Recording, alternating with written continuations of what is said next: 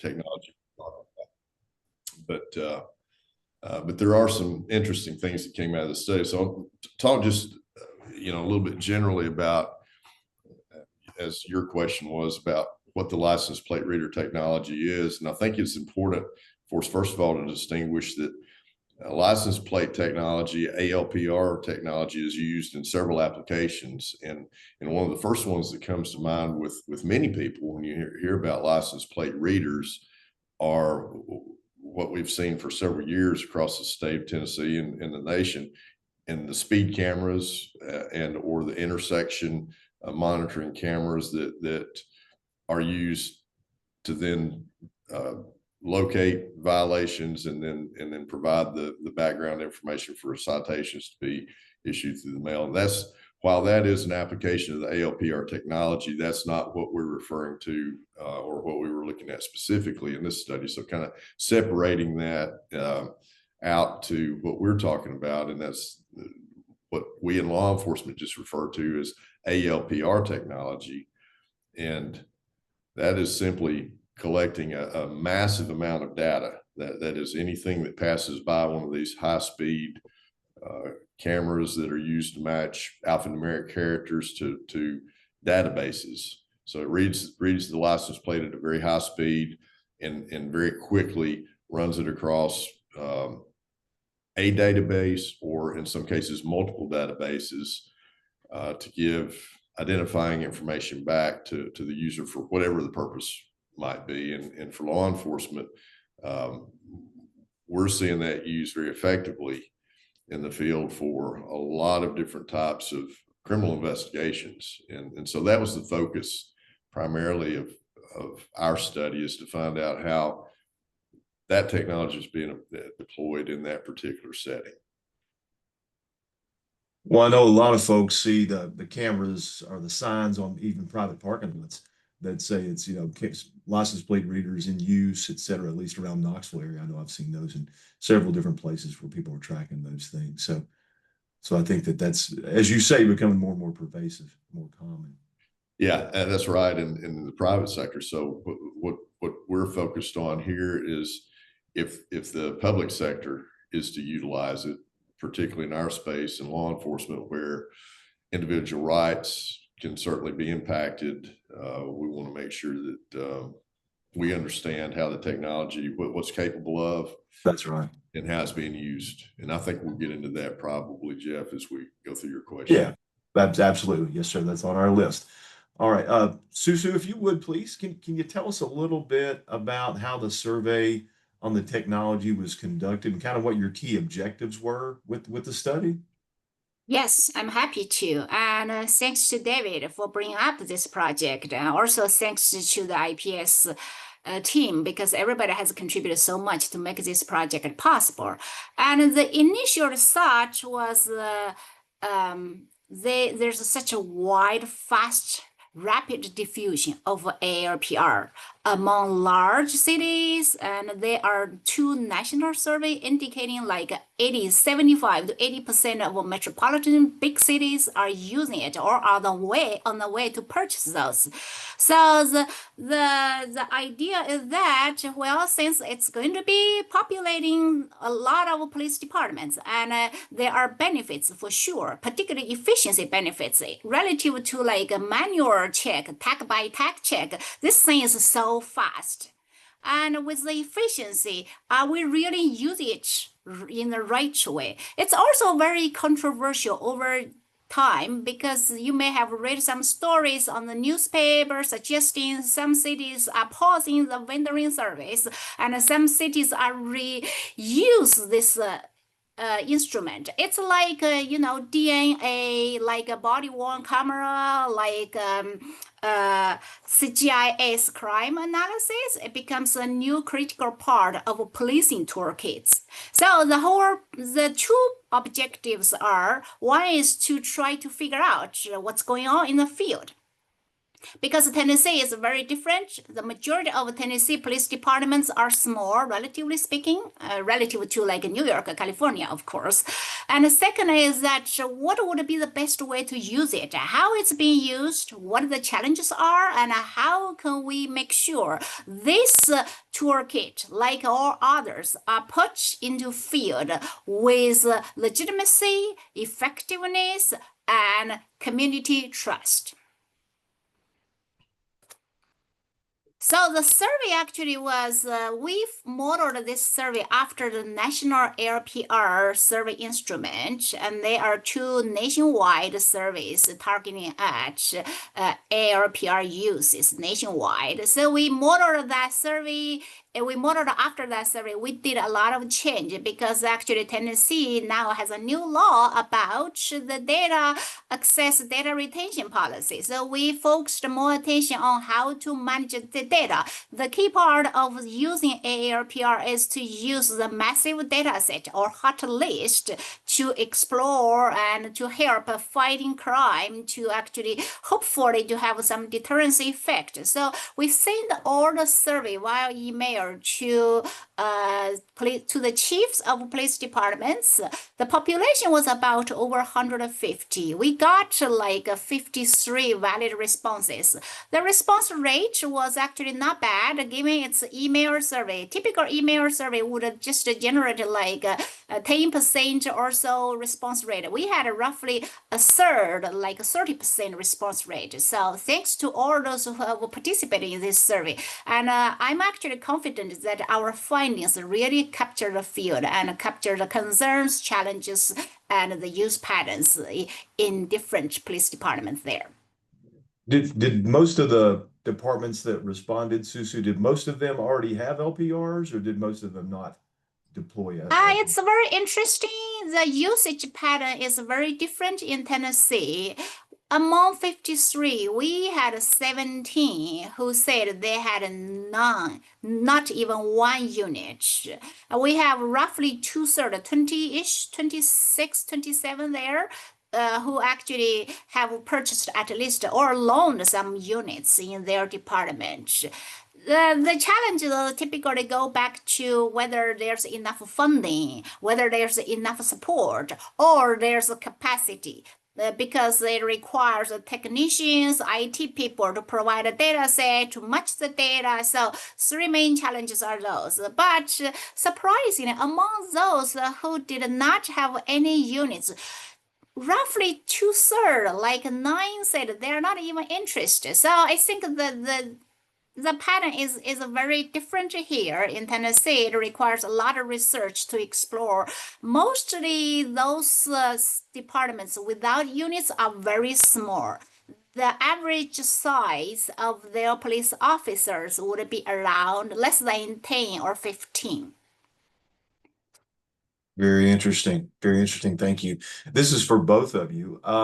What do you think are the most significant findings that came from the survey report? What kind of stuck out in your mind? So for me, Jeff, kind of from the law enforcement practitioner perspective, I think a need for increased focus on best practices. I know, and a lot of what I'll speak to is anecdotally, just as you and I know, we visit police departments all over the state, and so we see this technology from the ground level many times, and it's a hodgepodge. You know, we go from departments that really have a robust program, and they're drawing in data, and Susu referred to hot lists. You know, those are the data sets that you're matching the ALPR captured license numbers against. They're sharing out regionally and collecting data and keeping those lists current, all the way to those that are simply running those data sets that are generated locally. And so it's a powerful tool. And we all know that crime doesn't occur in a vacuum, and it doesn't recognize city limits, county lines, or even regions. It's mobile.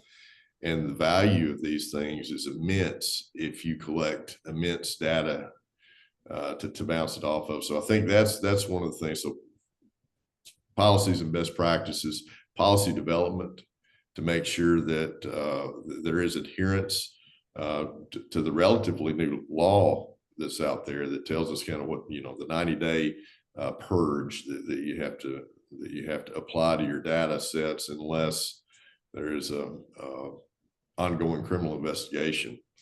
And so those are the main things. I think as we see more proliferation of this and more discussion at the chief of police level, particularly at the Chiefs Association meetings and national meetings, maybe we'll see that kind of build out. It's kind of like building the plane as we fly it. Very well put.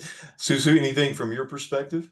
I fully agree with what David just said, that the policy development requires a lot more scrutiny there. Right now, there's no national regulation policy on this new toolkit. So most departments just have been creative in different ways to use it, different space, different locations they use it, and there should be some kind of best practice that can be learned across the board.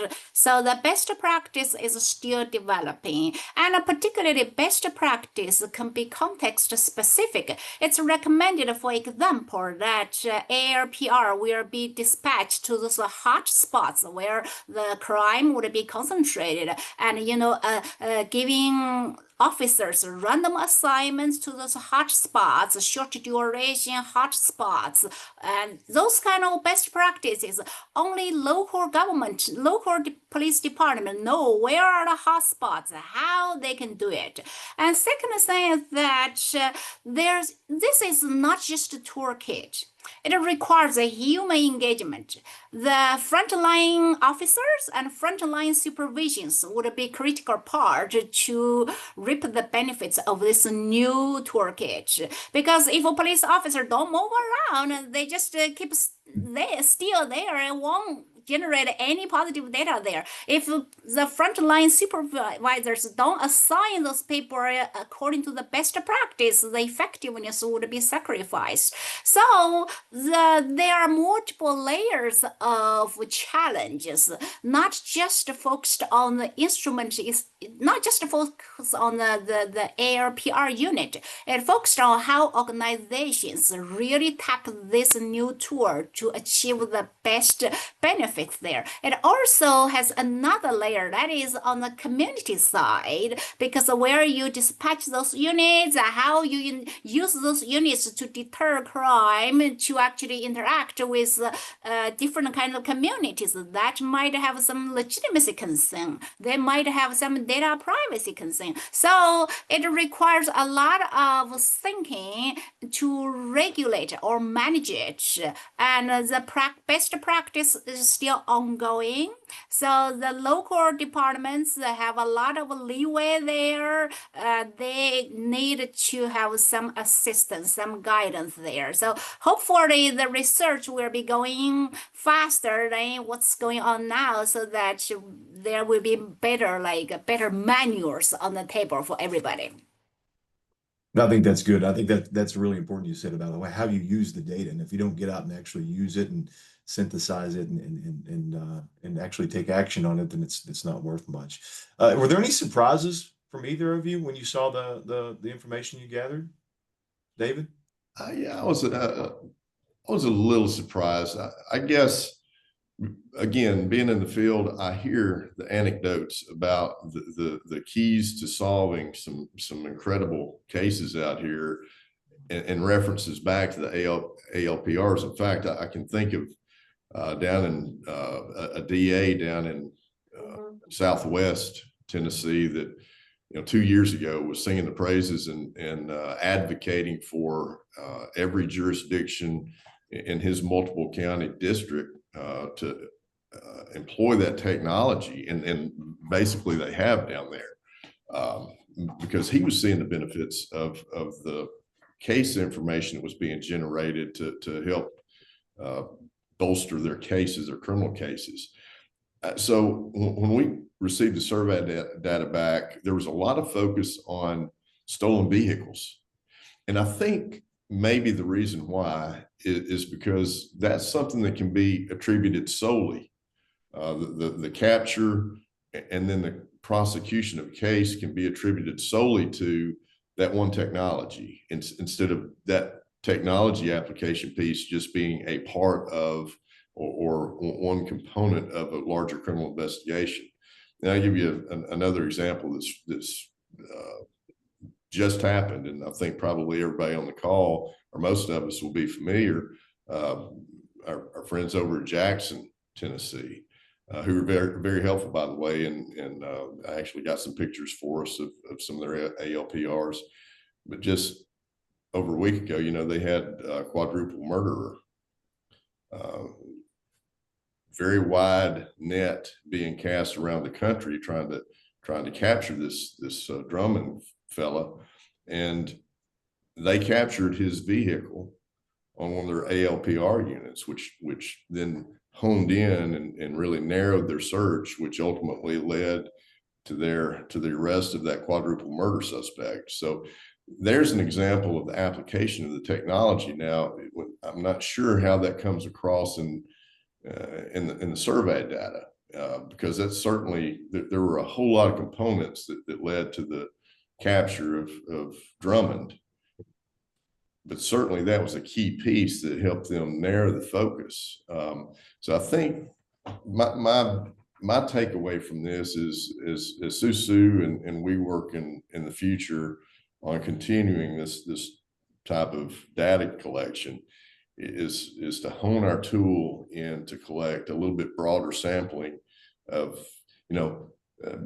how many cases was it key in where it might not be attributed to the actual solving of the case, but maybe the narrowing or just a critical component of the case, because I know that's happening a lot more than I saw reflected in the survey findings, if that makes sense. It does, absolutely. And thank you for that example. Susu, anything that surprised you from the data? Well, I share the same surprise from David, yes, and the narrative of this technology has been very different depending on where the units have been used, which one is using it. Some are singing songs, singing praises for this technology. Some have hesitance and resistance there. So depending on how you brand this technology, it could have very different responses from different communities. So that's something very interesting, because it's now more complicated than just a technology. It's a human technology interaction there.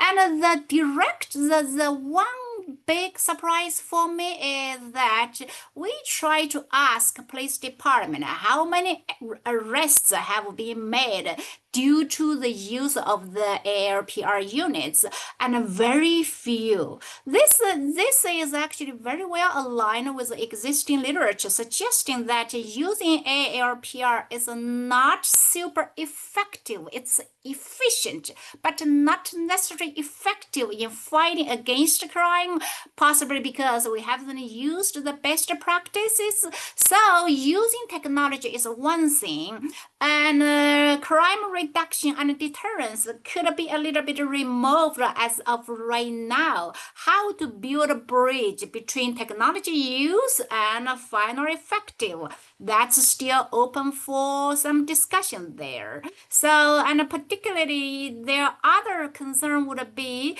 the narrative of this technology. If you talk about a stolen car, everybody would be happy. Yeah, I want to get my car back. If you talk about different, more politically sensitive issue, like in California, people have a debate whether the data can be used for ICE and or target at immigrant community. That's a different thing. So depending on how you brand this technology, and it has significant impact and implications for community engagement there. Yeah, certainly. I think that how communities implement it and the sensitivities there too will be important. David, what are some of the challenges that cities and towns have faced as far as when it comes to implementing the technology? So early on, and I think we saw a kind of a spike increase in the deployment of this technology around the time that the violent crime grants were let out. I know that down that Highway 51 corridor that I was referring to earlier, there were a lot of systems put into place that were funded through those grant dollars. And so when you have those kinds of floods of grant money, and you've got a relatively new technology like that that's being utilized, there are a lot of people rushing to the marketplace because they had a limited window within which to execute those grant dollars. And I think many found out at the same time that there were some restrictions. One of those sets of restrictions came from Tennessee Department of Transportation, particularly if you were going to deploy that technology along state right-of-ways, and that they've got a set of requirements that you have to meet, and an application process that you have to go through that adds a little time. And so I guess knowing the landscape and kind of the learning curve on what you need to have in place and what you need to do, the requirements of the city council to pass local legislation that governs certain things, make sure that you comply with policies that are required by law, make sure that the vendor that you use does not sell the information that's collected, because information is valuable, and all that LPR collected data can be used in a multitude of ways. While we may be deploying it for one purpose and one purpose only, we have to make sure that on the back end, that the vendor we use doesn't take that data and apply it elsewhere. And so that's a big concern with this type of blanket. Use an efficient analogy, you're throwing a fishing net out there and you're capturing every fish that comes down the stream. But your only focus is a certain species, so you're letting everything else go. Well, we need to be mindful that we're collecting data that somebody else might could divert to some other cause. So those are some challenges that communities ran into. I think the cost is a challenge. Susu's already spoken to the fact that public opinion of one community versus another has turned out to be a challenge in some parts of our state. So yeah, there are lots of considerations. I'm shocked to use a fishing analogy. Really took me by surprise, David. Well, you know me. Hey, Susu, anything else to add in terms of the challenge? Well, I don't have much to add on Okay. this subject, on this theme, because David knows all the details, all the nuts and Yeah. bolts in the field. The report did suggest that funding. The first thing is funding. Do they have enough money? Most of them got their funding from their operational budget, which is surprising given that the one unit cost over 20,000 there. So I don't know for small police departments how many units they can purchase or they can loan. And the second thing is the technical capacity. You need to have dedicated staff members to actually maintain, upload, download a hot list, matching the data with list, send out alert. To what extent that part has been automated, it remains a question, but you definitely need someone dedicated to that issue. So can police department hire extra staff support, technological support? That's the issue. And the third one is definitely what David mentioned. It's about the community support, because not everybody is happy about saying everybody's worried about a big brother watching over you. So what can we do and how we can do it? Those are potential challenges. I think police chiefs must have some good thoughts there. We just haven't even been able to talk to them. I hope in the future we get to uncover those deep thoughts there in the field. Hey, and before we move off that Yeah. brought up something else that I meant to bring up earlier, and that's with that policy and best practices. And Susu's talking about the challenges with the smart use of the data. Well, what I really like to hear and really like to see are departments utilizing crime analysts. I think there's an emerging field for crime analysts. I think that's been on the horizon for law enforcement, local law enforcement for a long time. Federal, state law enforcement have been utilizing crime analysts for many, many years, but I'm seeing it more in local agencies. And I think there's perhaps a missing link. And if anybody takes away anything from this call, think regionally, think regionally. And if you've got a data analytics component within your department, you've probably got a diamond in the rough that if you can expand that out beyond your department, and you probably already do, but the more you can expand that and vet that data that's being looked at by everyone regionally, man, I think we'll see some monumental increases in the effectiveness that we were talking about. We've talked a lot about. No, I completely agree with David, because the crime analysis is a new pattern in big cities, in big police departments, and so combined with other technical support, it becomes critical part of this crime, reduction movement there. Hey, real quick, I see a comment, if I might, from I think it's Sheriff Fuller. Is it Sheriff Fuller over in Franklin County? And he made it's not Sheriff Fuller. I work for Winchester. I'm his son, but I manage the ALPR program for the whole county, because when we got our VCIF funding, we went in a collaborative and we were able to get countywide ALPRs through the Sheriff's Department, which has been fantastic for us. But yeah, no, it's not the sheriff. It's his son. Well, hey, nice to meet you. I think a lot of your dad, but great comment there. And you highlighted one we've actually talked about, the four of us that are on this call. That's Mount Juliet.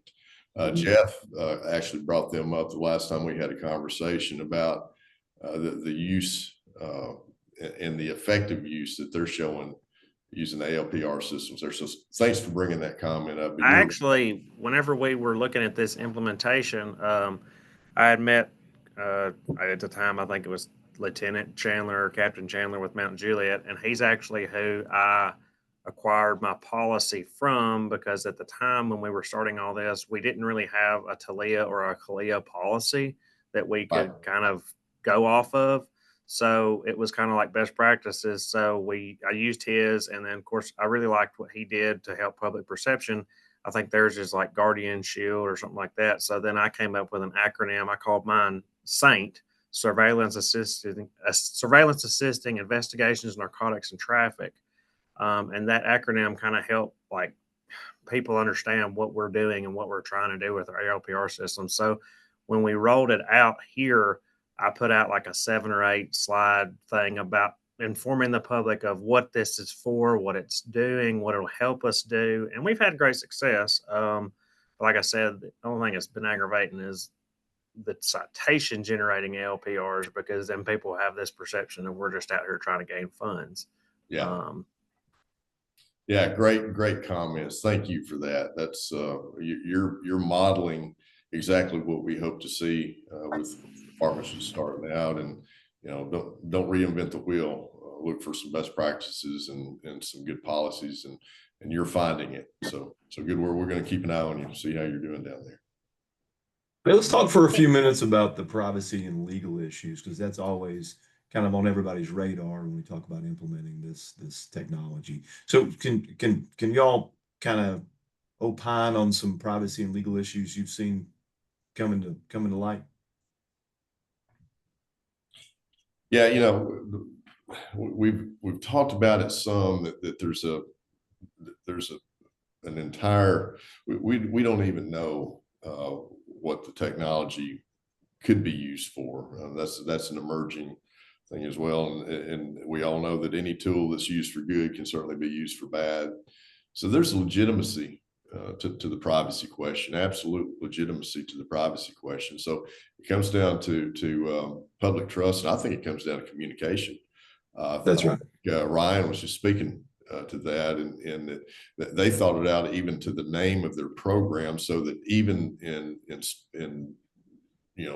selecting the acronym, they're marketing what it is that their intent is through the name of the program. So I don't think you can do too much of that, and adherence to the law and making sure that those public comments are taken seriously and kept in front of the public. So, here's why we are purchasing the technology. Yeah. Here's why we're deploying it.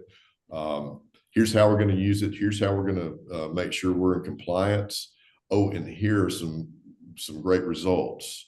And if you hit every one of those, I think, as a lot of things, I remember, Jeff, you and I both remember when we got the first dash cam in the vehicles, and then the body worns, and it was all about Big Brother's watching, and took the first win or two, both on the public side and for our officers to adapt that as a usable technology that has more benefits than negatives. So I think this will come about, but we can make it come about in a better way by just being transparent and having these open conversations. Man, I think that's so important. Like with anything, communication is key, whether internal or externally, but certainly letting the public know what this is about, what we're doing and not doing, and kind of being out there in the forefront, being proactive with that communication plan. I think that's critical. And one of the things, as David mentioned, we talked about earlier, both he and I follow several of your agencies on social media, the agencies that I are clients of mine. I know I do, and I see the great things that y'all are doing, and one of which came up, and I'm glad to see Lieutenant Cothran on the call here, is Mount Juliet. And it seems like it's every week I see something from Mount Juliet that they've caught this bandito that's traveling through their territory, and they did it with using the LPR technology, and they put it out there, and they let their folks know how they're using it, and it's hard to argue. We've caught this 4-time convicted felon or somebody who's trafficking through our area, and this is how we did it.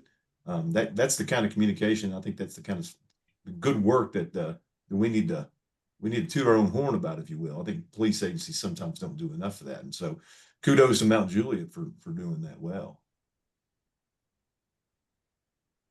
What about the let's talk in the few minutes that we've got left here about some of the motivations for adopting technology. Why are most people say that they want to pick up this type of technology? What do they plan on doing with it? Well, I can pick up this one. I Sure, think please. the motivation is about, one salient feature for this ARPR is efficiency. We all want efficiency. Even though efficiency sometimes is not closely related to effectiveness, but efficiency per se has selling points.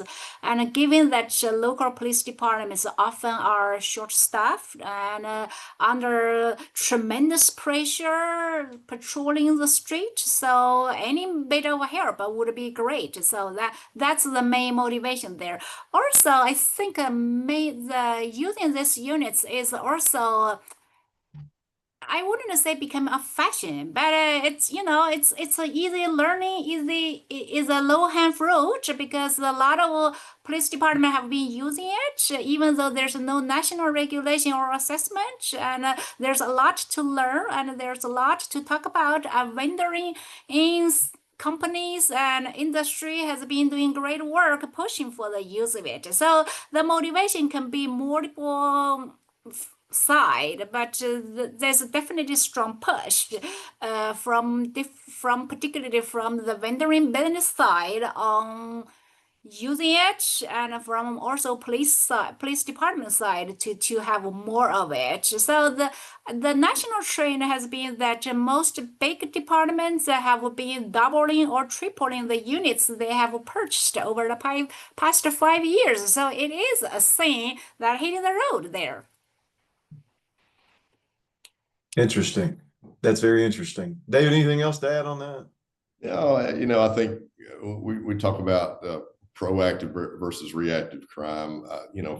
For the purposes that I see now, certainly a reactive tool. So we're solving crimes more so than preventing crimes with this technology. And you know, you focus on that whole thing that we're spending a lot of resources to solve crimes that have already occurred. But we still have to do that. There's a lot of value in solving crimes and particularly serious crimes. And if this is the missing link that gets us closer to getting the bad guy off the street, then I think we're going to continue to see it utilized. Yeah. Follow up on, yeah. Go ahead, Susie. Follow up on that. If a crime can be solved, there's a long-term wise, there will be deterrence effect, because the cumulative effect could come by if we can investigate and solve a crime. So it's a good direction to go, and that gives the public more confidence about police departments and more support there. So that would start to build a positive cycle there. So it's a good thing. It's just well, we want to be better. Absolutely. Well, and I think there are always going to be some growing pains. I think you all would agree with the implementation of any new technology. It's certainly going to have some growing pains. And I had a city step to me last week at a conference and said they had a number of false positives from reports from some of their cameras. So things like that, I think, are going to be, if this becomes more pervasive in our communities, those issues are going to be issues that are going to have to be addressed and will come up, and vendors will have to address some of those things too, I think, as technology improves. How about the engagement as we get close to our end here? Let's talk about engagement of city officials, because sometimes there's some reluctance, even though we may in law enforcement see the utility, the value. What are some strategies we think we could use to engage municipal officials and their staffs, and when we talk about this type of technology? Sue, do you have any ideas? Any thoughts? Yeah, well, I think the following David's proactive and responsive strategies, I think a police department could do both, and a better probably a hybrid of both. Police department would be definitely can reach out through newsletter, information sharing, and kudos to Mountain Juliet having a transparency portal so that public and local officials know what's going on there, and they're not worried about just the traffic citations or not paying children support fees. They know that the technology has been put to better use. But this is proactive, and there's also more ways that police department could deal with the potential concerns for privacy. For example, have internal grievance, have this grievance channels, so that if people find false signals, they can reach out. So there will be a PR members to deal with those things. You know, it's just to try to maintain positive flow of communication both ways, not just issuing them, not just doing media release or sending information out. You also have to have consultation tours, so that you need to hear what the community are thinking to build their trust with you. So it must be mutual communication, and it must be proactive and responsive. So I'm sure the police department already have certain infrastructure in place. So as long as this awareness is built in, I'm sure all the police department can be so creative to deal with the issue. The first point of this learning curve is to realize there are concerns, and the concerns are different across different communities. But studies show that like 90% of citizens are happy with the local police departments, understanding that public safety is a top priority. But you know what? There's this 10%, and you have to reach out to them to hear what they're concerned about and how to fix their worries.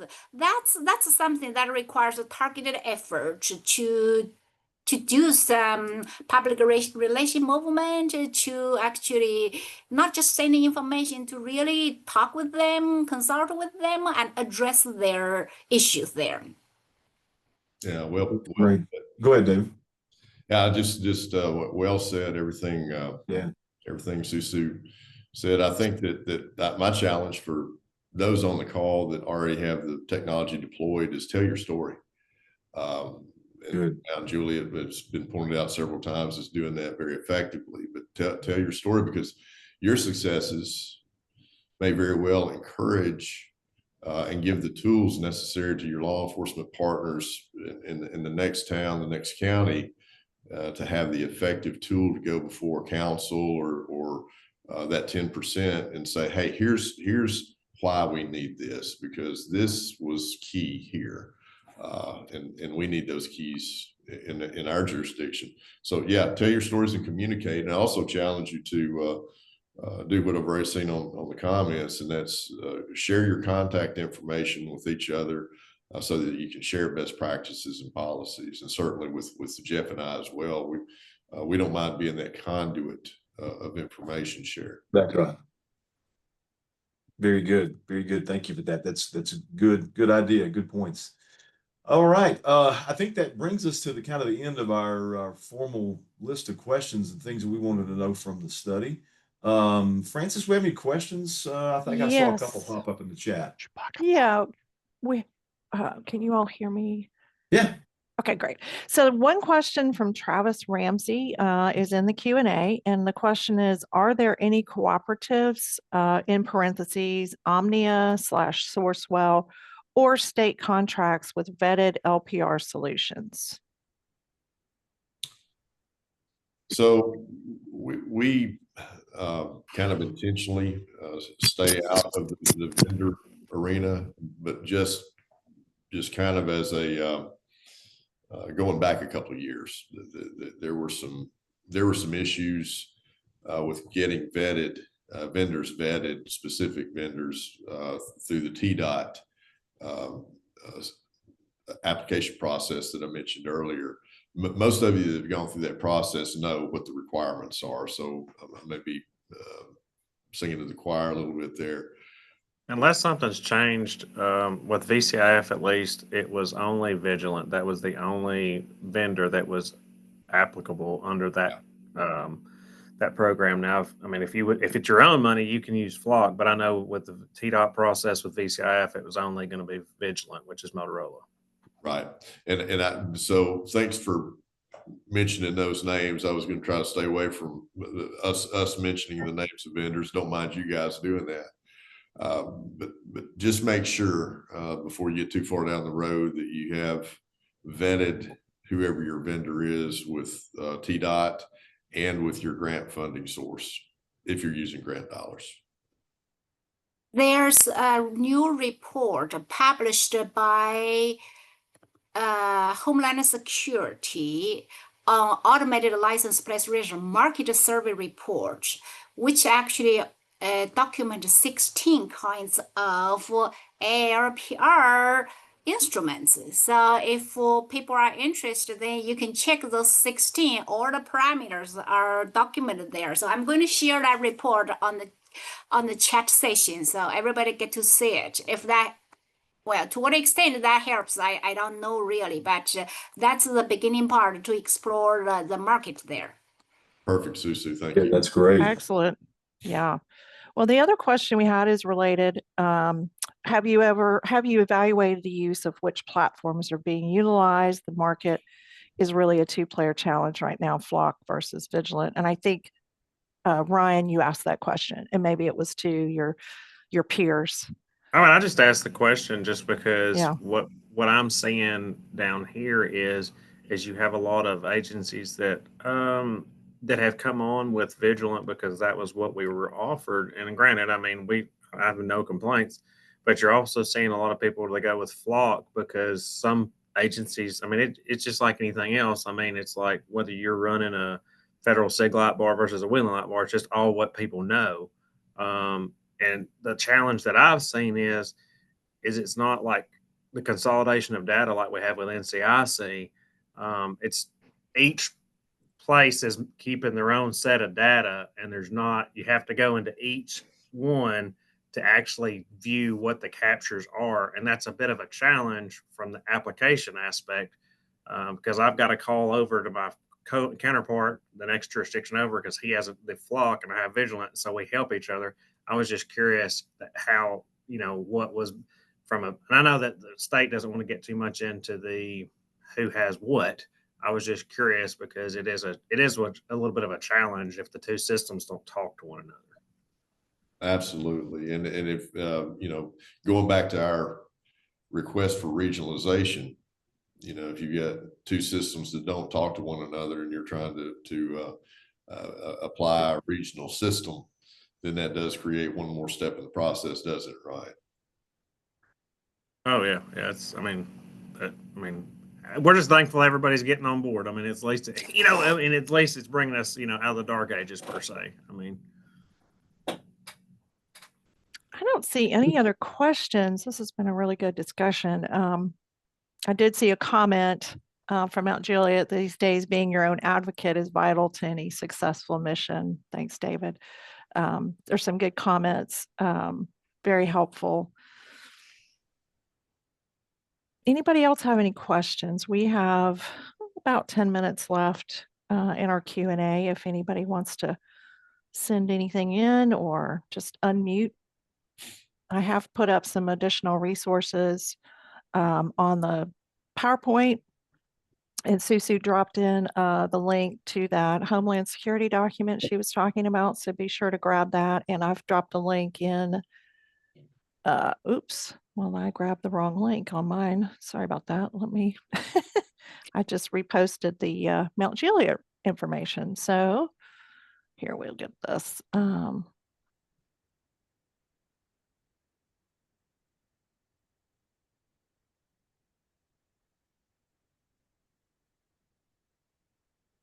Francis, while you are posting the report, can I send out a call for support? Because we are interested to know all the best practices. And so if anybody is interested to talk with us, we would be happy to interview you with to do any, either in your office or online, to explore what's the best things you have been doing in the field, and that would help everybody else in the field to tell their stories. So please, if you can be available for us to talk, let us know. I would really appreciate that.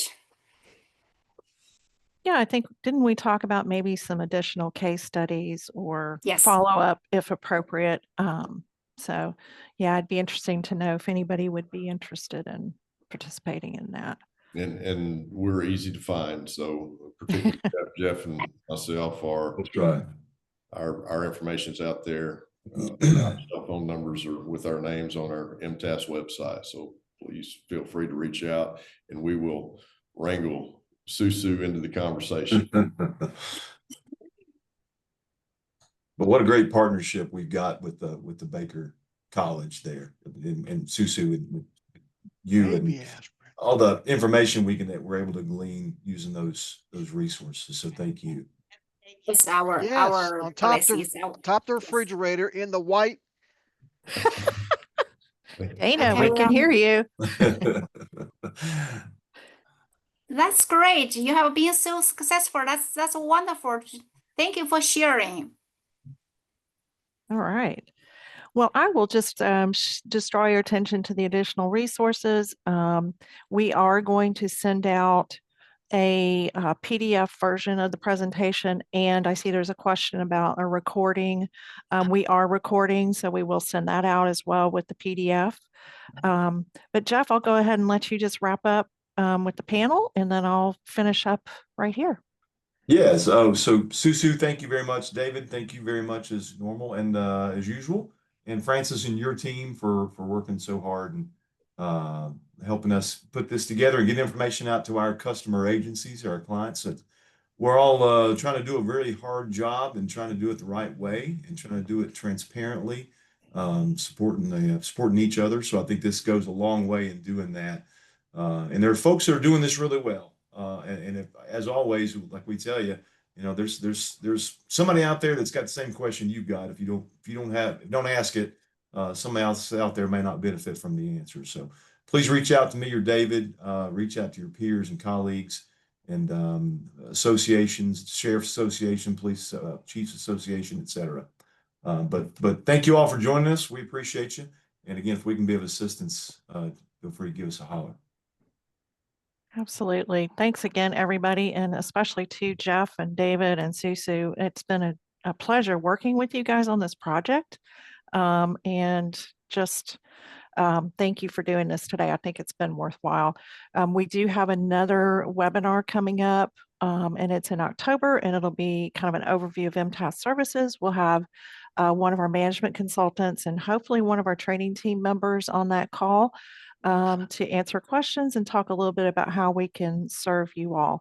And then always, the MTAS RIC is here to support you with resources and research. We do surveys, so don't hesitate to give us a ringaroo, and we'll be happy to work with you all. Thrilled to work with everybody. So hope you have a great rest of your day, and hope to hear from you soon. Thank you, Francis. Thanks, everybody. Yeah. Thank you. Thank you. Bye-bye. Bye, everybody. Bye. Bye.